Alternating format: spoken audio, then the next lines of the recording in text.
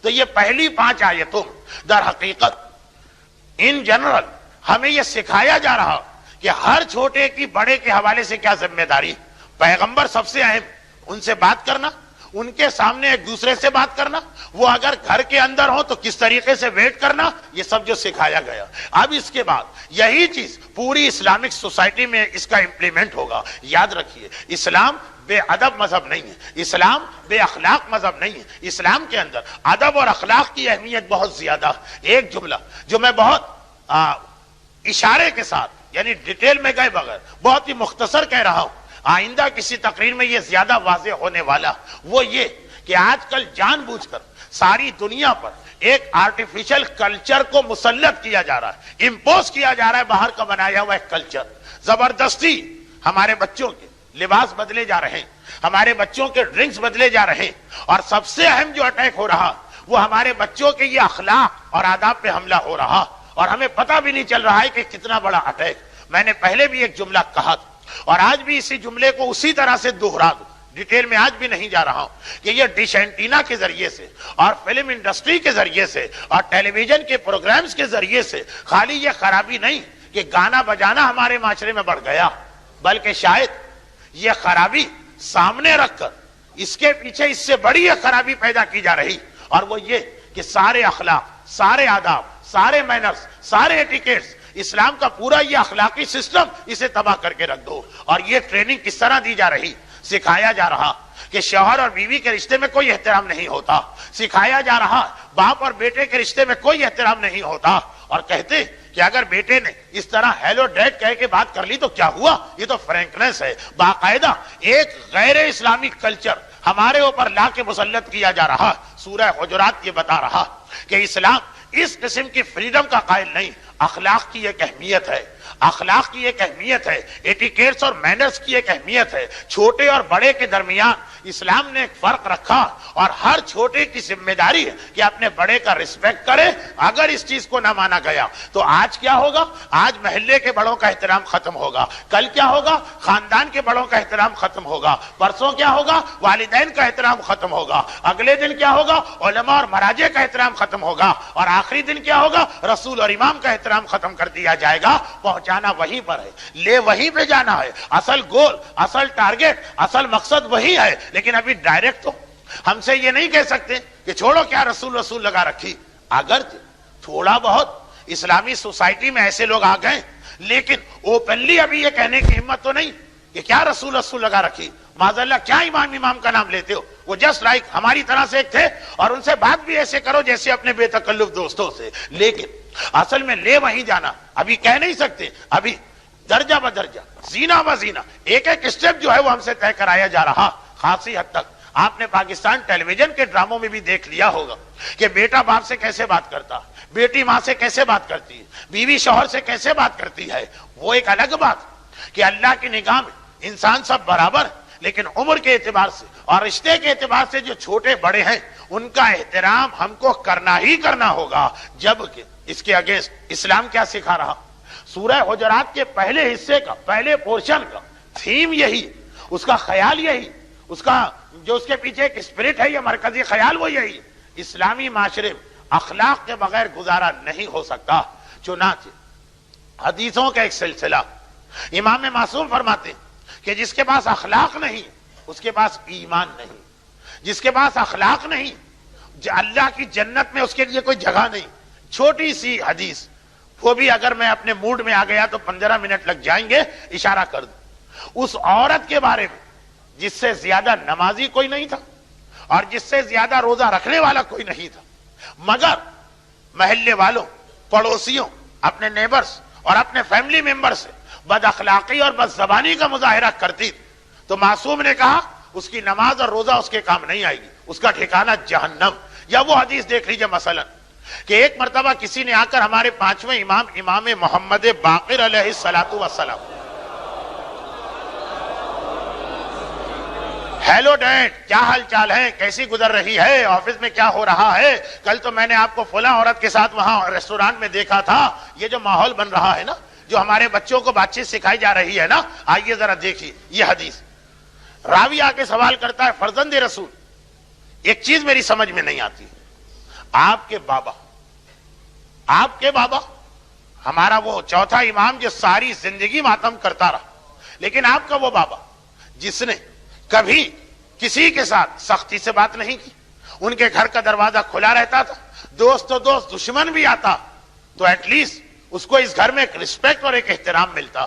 بلکہ اگر آپ ہسٹری میں پڑھ سکیں وہ واقعہ کہ جب حسین ابن نمیر جو یزید کے لشکر کا کمانڈر ان چیف بن کے مکے پر اٹیک کرنے گیا تھا اور خانہ کعبہ پر اٹیک کیا تھا اس نے، لیکن اس سے پہلے کہ پورا خانہ کعبہ ڈیمولش ہو جاتا، خانہ کعبہ کے آدھے حصے کو نقصان پہنچا تھا۔ یہ بھی ہسٹری ہے اور ٹریجڈی ہے ہسٹری کی کہ خانہ کعبہ 2 مرتبہ تو گر چکا اسلام کے بعد، اور حجر اسود 17 سال تک چوری کر کے خانہ کعبہ سے لے جایا جا چکا، اور 10-12 مرتبہ خانہ کعبہ کے حج کو بند کیا جا چکا۔ ایسا بھی اسلامک پیریڈ میں اسلامک ہسٹری میں ایک پیریڈ آیا حج نہیں ہوا، لیکن ٹریجڈی کیا کہ آج تک یہ سارے ظلم جو کعبے پہ ہوئے، نہ یہودی کے ہاتھوں، نہ عیسائی کے ہاتھوں، نہ کسی مشرک کے ہاتھوں، اسلام آنے کے بعد جتنی مرتبہ بھی خانہ کعبہ کا حج بند ہوا، حجر اسود کو چوری کیا گیا، خانہ کعبہ کو جلایا گیا، کعبے کی دیواروں کو ڈیمولش کیا گیا، ہمیشہ یہ مسلمانوں کے ہاتھوں۔ اسی میں سے یہ یزید کا پیریڈ تھا، لیکن اس سے پہلے کہ پورا خانہ کعبہ ڈیمولش، وہاں شام میں یزید واصل جہنم ہوا۔ جب یہ لوگوں کو پتا چلا تو ایک مرتبہ ایک بغاوت ہو گئی اور ابن نمیر کا لشکر اس کے اگینسٹ ہو گئے۔ اور یہ کون ہے؟ علی اکبر کا قاتل، جس نے سینہ علی اکبر میں برچی کا پھل اتارا تھا، اور یہ بھاگا تھا گھبرا کے۔ اور چوتھے امام ایک صحرا میں نخلستان میں اس زمانے میں ٹھہرے ہوئے تھے، یہ وہاں پہنچ گئے۔ امام نے پورا جو مہمان کی رسپیکٹ کا مسئلہ، اس کے اعتبار سے اسے ٹریٹ کیا اور کہا کہ نارمل حالات میں تم آتے تو کچھ اور بات تھی، آج پناہ کی تلاش میں مہمان بن کے آئے، کھانا بھی دیا، لباس بھی دیا، سواری کا جانور بھی۔ جو امام ایسا ہو، آج یہ راوی ان کے بیٹے سے پوچھ رہا، فرزند رسول، ایک چیز سمجھ میں نہیں آتی، اسی مدینے میں وہ فلاں مومن جو رہتا، وہ جب کبھی آپ کے بابا کے پاس آتا تھا وہ مومن بھی تھا، یہ تو ابن نمیر قاتل علی اکبر لشکر یزید کا کمانڈر ان چیف، وہ تو مومن بھی تھا، جب کبھی آتا سلام کرتا، آپ کا بابا سلام کا جواب تو دے دیتے تھے، اس کے بعد اس طرح منہ پھیر کے بیٹھ جاتے تھے، نہ اس سے بات کرتے، نہ اس کی جانب توجہ کرتے، نہ کبھی اس سے کوئی مزاج پرسی کرتے۔ وہ جب تک بیٹھا رہا چلا گیا تو امام مڑ کے بھی اس کو نہیں دیکھتے۔ ایسا تو امام اپنے دشمنوں کے ساتھ بھی بیہیو نہیں کرتے جیسا اپنے اس مومن کے ساتھ۔ ریزن کیا؟ پانچویں امام نے کہا اس کا ریزن تم نے مجھ سے پوچھا اور بالکل صحیح پوچھا، اس لیے کہ جس مومن کے بارے میں دریافت کر رہے، ایک مرتبہ میں اپنے بابا کے ساتھ مدینے کی ایک گلی یا بازار سے جا رہا تھا، یہ ایسا مجھے لگا کہ میرا بابا جلال میں آ گیا، چہرے کا رنگ سرخ ہو گیا اور جیسے جلال کے عالم میں جسم کانپنے لگتا، میں گھبرا گیا۔ میرا بابا یعنی چوتھا امام تو اتنا صابر ہے، یہ حالت کیوں ہوئی؟ میں نے سامنے دیکھا، تہذیب الاسلام، یہ وہ ترجمہ ہے جو علامہ مجلسی کی کتاب حلیت المتقین کا، یہ روایت اس میں بھی، ورنہ اصل میں تو بہار میں ہے، مگر بہار کا ریفرنس دوں تو آپ چیک کیسے کریں گے؟ میں نے اردو کتاب کا ریفرنس دیا۔ فرماتے ہیں کہ میں گھبرا گیا کہ میرے بابا کی حالت کیوں ہے، تو میں نے دیکھا میرے بابا سامنے ایک نوجوان کو دیکھ رہے ہیں جو اپنے بوڑھے باپ کے ساتھ چل رہا، مگر وہ جوان ہے، اس میں جوش جوانی، اس میں طاقت، بوڑھے باپ کا ہاتھ پکڑ کے گھسیٹ کے لے جا رہا، یہ خیال بھی نہیں کرتا کہ باپ کمزور، یہ خیال بھی نہیں کرتا باپ ایجڈ، یہ خیال بھی نہیں کرتا کہ باپ اتنی تیزی سے نہیں چل سکتا جتنی تیزی سے تم چل رہے ہو۔ ایک مرتبہ میرے بابا نے مجھے ایڈریس کیا اور کہا کہ یا بنیا، اے میرے بیٹے، تو نے دیکھا یہ کتنا گستاخ و بے ادب بیٹا، جسے یہ بھی نہیں پتا کہ باپ کے ساتھ کس طرح چلا جاتا، باپ کی کمزوری کا کس طرح سے خیال کیا جاتا، باپ کے بڑھاپے میں اس کو کس طرح باپ کی مدد کرنا، جو اپنے باپ کا اتنا گستاخ و نافرمان، جو اپنے باپ کی طرف اتنی کم اٹینشن دے رہا، اس کا مجھ سے کیا تعلق؟ اور اے سوال کرنے والے، یہ وہی نوجوان ہے کہ اس کے بعد جب کبھی میرے بابا کے پاس آیا، سلام کا جواب تو ملا وہ واجب، اس کے علاوہ میرے بابا نے کبھی اس کی جانب توجہ نہ دی۔ اسلام احترام والدین میں ہمیں یہ بھی سکھاتا کہ اپنے اور ان کے درمیان فرق کا خیال کرنا. تم جوان ہو، وہ بوڑھے، تم صحت مند ہو، وہ بیمار ہیں، تم اس وقت پیسے میں کھیل رہے ہو، ان کا زمانہ چلا گیا. تم ان کے ساتھ بیہیو کرنے میں یہ خیال کرنا کہ ایسا نہ ہو کہ تمہیں پتہ بھی نہ چلے. دیکھیے جو قرآن کی آیت ہے نبی کے بارے میں، یہ حدیث ہے امام والدین کے بارے میں. قرآن نے کہا تمہیں پتہ بھی نہ چلے تحبط اعمالکم وانتم لا تشعرون، تمہارے سارے اعمال ضائع ہو جائیں اور تمہیں پتہ بھی نہ چلے. تم توجہ بھی نہ دو کہ تم نے رسول کی شان میں کیا گستاخی کی ہے. والدین کی شان میں گستاخی کرنے والا، والدین کا احترام اور والدین کا خیال نہ رکھنے والا، اسلام ایک ماحول دے رہا ہے. ہیلو ڈیڈ والا نہیں، ہیلو موم والا نہیں. اسلام ایک احترام سکھا رہا، اور یہ احترام کا سلسلہ ون وے نہیں. ایسا نہیں کہ خالی چھوٹوں کو بڑوں کا احترام کرنا، پھر اس کے بعد برعکس بھی ہوتا. اور وہ کیسا ہوتا؟ یقیناً ایک مومن اور ایک مومنہ کا رتبہ برابر ہے، لیکن جب یہ ماں اور بیٹے کے رشتے میں آ جاتے ہیں تو ماں کا رتبہ بلند ہو گیا، بیٹے کا رتبہ کم ہو گیا. اور جب یہ شوہر اور بیوی کے رشتے میں آ جاتے ہیں تو شوہر کا رتبہ بیوی سے ایک درجہ بلند. یہ بات نہیں کہ اسلام نے عورت کو انفیریئر کیا اور مرد کو سپیریئر کیا، نہیں. یہ رشتے بدلنے سے ہے. وہی عورت بیوی بن کر ایک درجہ شوہر کے بعد، اور وہی عورت ماں بن کر اپنی اولاد سے زیادہ سپیریئر. تو یہ کہنا تو غلط کہ اگر بیوی سے یہ کہا گیا کہ تمہارا اللہ کی نگاہ میں اسٹیٹس مرد کے برابر کا، لیکن جب تم اس رشتہ داری میں گئی تو ایک درجہ بیوی سے کم، تو کوئی یہ کہہ دے کہ یہ اسلام عورتوں پہ ظلم کرتا. نہیں، یہ وہی اسلام جو اسی عورت کو ابھی اتنا بڑا درجہ دینے والا جب یہ صاحب اولاد بنے گی، کہ اتنا بڑا درجہ تو سوائے نبی اور امام کے اور کسی کو نہیں دیا گیا. بہرحال یہ میں نے اس لیے کہا کہ آج کل ہماری عورتوں میں وہ ویمن لبریشن کا جو نعرہ لگا ہوا، تو مسائل بتاتے ہوئے بھی بڑی احتیاط کرنا پڑتی ہے. اب آئیے اصل واقعہ سنی. اسلام کس حد تک احترام کا، ادب اور آداب کا معاشرے کے اندر پروٹوکول کا قائل ہے کہ بڑے بڑے ہیں، چھوٹے چھوٹے ہیں، ہر ایک کے حق کا خیال کرنا. یاد رکھیے گا کہ یہ جو ٹیلی ویژن کے ڈرامے اور یہ جو انڈین فلمیں اور یہ جو باہر غیر ملکی سیٹلائٹ کے پروگرامز، ان کا اس وقت سب سے بڑا اٹیک دو چیزوں پر ہے. ان میں سے دونوں ایک ہی جیسی، لیکن ان میں پہلی چیز یہ کہ اسلام کا یہ سارا سسٹم تباہ کر دیا جائے. آئیے اسلام میں اس کی کتنی امپورٹنس. روایت پیغمبر اسلام کو اطلاع ملی، یہ روایت مشہور ہے اس لیے شارٹ کر رہا ہوں. پیغمبر کو اطلاع ملی کہ آپ کے صحابی اور اتنے امپورٹنٹ صحابی انتقال کر گئے جن کا نام ہے سعد ابن معاذ. یہ ان صحابیوں میں سے ایک تھے کہ جنہیں کیسے کہوں، آج کل کے حالات ایسی باتوں کو اوپنلی کہنا مناسب نہیں، چھپا جانا، بچوں کو اپنی ہسٹری سے جاہل رکھنا. بہرحال پیغمبر کے بعد جو کچھ حالات پیش آئے اور مولا وہ جو سب دیکھ رہے تھے کہ کیا کیا ظلم ہو رہے ہیں، تو اس وقت میرے مولا نے کہا تھا کاش پیغمبر کا صحابی اور میرا دوست، پیغمبر کا صحابی اور میرا دوست سعد ابن معاذ زندہ ہوتا تو ہم اہل بیت کو اتنے پرابلم کو فیس نہ کرنا پڑتا.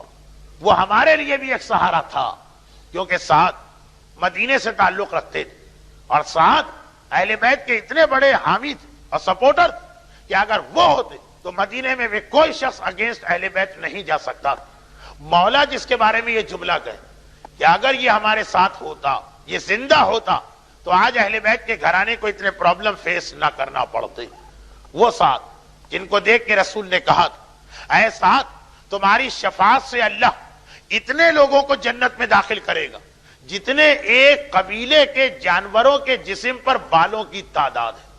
ایک بکری کے جسم پہ کتنے بال ہوتے اور ایک قبیلے کے پاس کتنی بکریاں ہوتی، اتنے گناہگار تو تمہاری وجہ سے جنت میں جائیں گے. وہ سعد میدان خندق کے شہید بھی، جنگ خندق میں ایک ہی مسلمان تو شہید ہوا، اگرچہ ٹیکنیکلی یہ خندق میں زخمی ہوئے تھے اور مدینے آ کر 18 دن بعد اسی زخم سے ان کا انتقال ہوا، مگر شہادت ان کی ریلیٹڈ تھی اسی میدان خندق سے.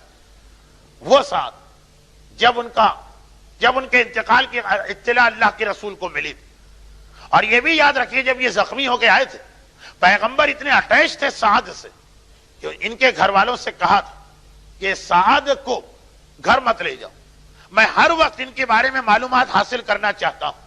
ان کے لیے اسپیشل ایک ٹینٹ مسجد النبوی کے صحن میں لگایا گیا تھا، جہاں پر رفیدہ نامی ایک عورت جو اسلام کی پہلی نرس ہے، ان کو بھیجا گیا کہ سعد کی ڈریسنگ کریں اور زخم کو دیکھتی رہے، حجاب اسلامی کے اندر۔ اطلاع ملی کہ انتقال ہو گیا، پیغمبر روتے ہوئے اپنے حجرے سے باہر آئے۔ سعد کو غسل دیا جا رہا تھا، پیغمبر نے غسل میں حصہ لیا۔ سعد کو کفن پہنایا جا رہا تھا، پیغمبر نے اپنے ہاتھ سے کفن پہنایا۔ سعد کی نماز جنازہ کے لیے میت لا کے رکھی گئی، پیغمبر نے نیت کے بعد اللہ اکبر کہا، رک گئے، اللہ اکبر ریپیٹ کیا، پھر رک گئے، اللہ اکبر ریپیٹ کیا، 70 ٹائمز اللہ اکبر کہتے رہے، پھر نماز جنازہ شروع کی۔ اور پھر جب جنازہ اٹھا تو پیغمبر نے پہلی مرتبہ اسلام میں یہ طریقہ اختیار کیا جو اس کے بعد آج تک فقہ اسلامی کا مستحب بن گیا۔ وہ کیا؟ پہلے لوگ میت کو کندھا دے کے قبرستان لے جاتے تھے، یہ فرسٹ ٹائم تھا کہ پیغمبر چاروں طرف سے کندھا دے رہے ہیں، کبھی آگے جاتے ہیں، کبھی پیچھے آتے ہیں، کبھی رائٹ سائڈ پہ جاتے ہیں جنازے کی، کبھی لیفٹ سائڈ پر۔ اس سے پہلے چار طرف سے کندھا دینے کا کنسپٹ نہیں تھا، یہاں تک کہ قبرستان آ گیا۔ کون سا قبرستان؟ جنت البقیع کا۔ جنت البقیع کے قبرستان میں آج بھی ان کی قبر موجود۔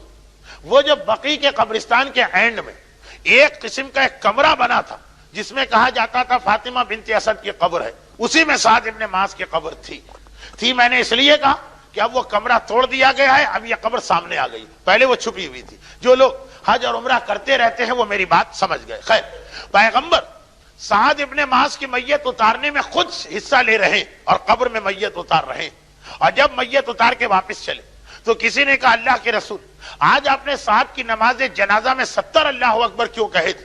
کہا اس لیے کہ جیسے ہی میں نے نیت کی، اللہ نے ملائکہ کو حکم دیا جو آسمانوں پر تھے کہ اپنی یہ نماز وغیرہ بند کرو اور جا کے سعد کی جنازے میں شرکت کرو۔ 1,000 فرشتے آ رہے تھے ایک گروپ بنا کر، پہلا گروپ آیا میں نے اللہ اکبر کہا، دوسرا گروپ آیا میں نے ریپیٹ کیا، تیسرا 70,000 ملائکہ ہزار کا گروپ بنا کے آتے رہے۔ کسی نے کہا اللہ کے رسول آپ نے جنازے کو چاروں طرف سے کندھا کیوں دیا؟ کہا اس لیے کہ اس جنازے کو جبرائیل اور میکائیل کندھا دے رہے تھے، وہ دونوں آگے کندھا دیتے میں پیچھے آ جاتا، وہ دونوں پیچھے آتے تو میں آگے چلا جاتا، وہ دونوں رائٹ سائڈ پر آتے میں لیفٹ پہ جاتا، وہ دونوں لیفٹ پر آتے میں رائٹ پر جاتا۔ اللہ، اتنا بڑا اسٹیٹس سعد ابن معاذ کا، جتنے لوگ بھی نماز جنازہ میں آئے ہیں سب رش کر رہے کہ اتنی دیر میں قبرستان کا گیٹ آ گیا۔ جیسے ہی گیٹ سے باہر نکلے ایک دم پیغمبر نے پہلے تو اس طرح مڑ کے دیکھا جیسے آپ کہیں جا رہے ہیں اور کوئی پیچھے سے آپ کو کال کرے، اور پھر پیغمبر کی آنکھوں میں آنسو آ گئے۔ لوگوں نے گھبرا کے کہا اللہ کے رسول یہ کیا ہوا؟ پیغمبر نے کہا جیسے ہی میں گیٹ سے باہر نکلا، ابھی تک تو رسول قبرستان میں ہے، رحمت آ رہی، جیسے ہی میں باہر نکلا سعد ابن معاذ نے مجھے پکارا، مجھے آواز دی، اور میں نے اپنے صحابی کی آواز پہ مڑ کے دیکھا تو ایک ایسا منظر دیکھا کہ میں رو دیا اور میری آنکھوں میں آنسو آ گئے۔ اے اللہ کے رسول آپ نے کیا دیکھا؟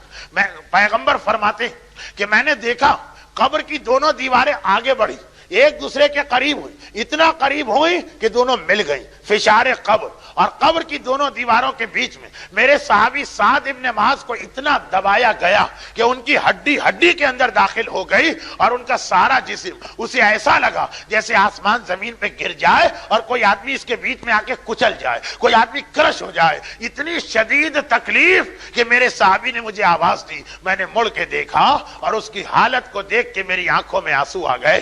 مجمع اپنے کانوں پہ یقین نہیں کر رہا، یہ ہم نے کیا سنا؟ اللہ کا رسول ابھی تھوڑی دیر پہلے انہی سعد کے اتنے فضائل بیان کر رہا کہ جس سعد کو خندق کے میدان کا شہید قرار دیا گیا، پیغمبر نے کہا تیری وجہ سے لاکھوں نہیں کروڑوں جنت میں جائیں گے، جس کی نماز جنازہ میں 70,000 فرشتے آئے اور جس کے جنازے کو جبرائیل اور میکائیل نے کاندھا دیا، اور دوسری جانب عذاب آیا، اور اتنے جلد عذاب آیا کہ ہمارے مردوں کے بارے میں تو کہا جاتا کہ انہیں رات کو عذاب ملتا، یعنی دن میں اگر دفن بھی کیا تو اللہ انتظار کرتا، شاید کوئی اس کا جاننے والا اس کے لیے نیکی بھیج دے، اور سعد کا عذاب اتنے جلدی آ گیا کہ ابھی پیغمبر ایک قدم باہر نکالتے اور عذاب آ گئے۔ یعنی ایسا لگ رہا کہ اگر رسول نہ ہوتے تو شاید قبر میں دفن ہوتے ہی عذاب آ جاتا۔ اے اللہ کے رسول وائے، اس کا ریزن کیا؟ اتنے بڑے صحابی کو کیوں عذاب ملا؟ دیکھیں یہ نمازی بھی ہیں، روزے دار بھی ہیں، پرہیزگار بھی ہیں اور اتنے محب اہل بیت ہیں کہ علی نے بعد میں ان کو یاد کیا کاش یہ ہمارا ساتھ دینے کو زندہ ہوتے. آخر غلطی کیا ہے؟ کہا انہو فی الخلق ما اہلہ السوء. ساری اچھائیاں ایک طرف جس کا اجر ان کو قیامت میں ملے گا، مگر ایک گناہ ان کا ایسا کہ جس کی وجہ سے اللہ ایسے صحابی کو بھی معاف نہیں کرتا، اور وہ یہ کہ یہ اپنی بیوی کے ساتھ بڑے بد اخلاق تھے، بیوی کے ساتھ بڑی سختی سے بات چیت کیا کرتے تھے، بیوی کے ساتھ ہر وقت ان کا لہجہ، ان کا انداز بڑا سخت اور خشن ہوتا تھا. بیوی اسلام کے اعتبار سے شوہر اور بیوی برابر ہے، لیکن ایک درجہ شوہر کا بلند، یعنی اس کو عمر ہی میں چھوٹا مان لے، چلے اسٹیٹس میں نہ صحیح، عمر ہی میں چھوٹا مان لے.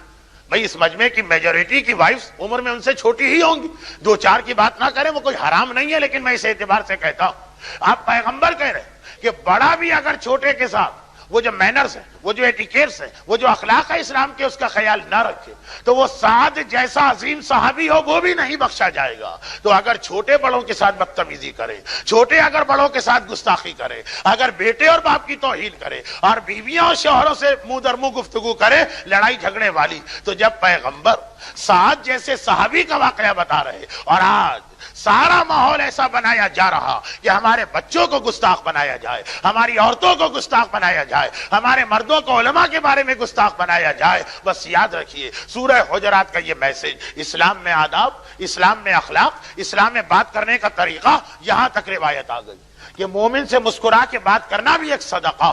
صدقہ کسے کہتے ہیں؟ جو 70 بلاؤں کو ٹالتا، اور اگر صبح کو صدقہ دے تو شام تک کی بلائیں ٹلیں گی، اور شام کو صدقہ دے تو اگلی صبح تک کی بلائیں ٹلیں گی. کہا مومن سے مسکرا کے بات کرنا یہ بھی ایک صدقہ ہے. یہ اسلام کا ماحول اور وہ کلچر، وہ دوسری طرف وہ کلچر جو زبردستی ہم پر امپوز کیا جا رہا، اور جس میں خالی ٹیلی ویژن نہیں، ہمارے آج کل کے نئے اسکول اور کالج بھی، ہمارا نیا جو وے آف ایجوکیشن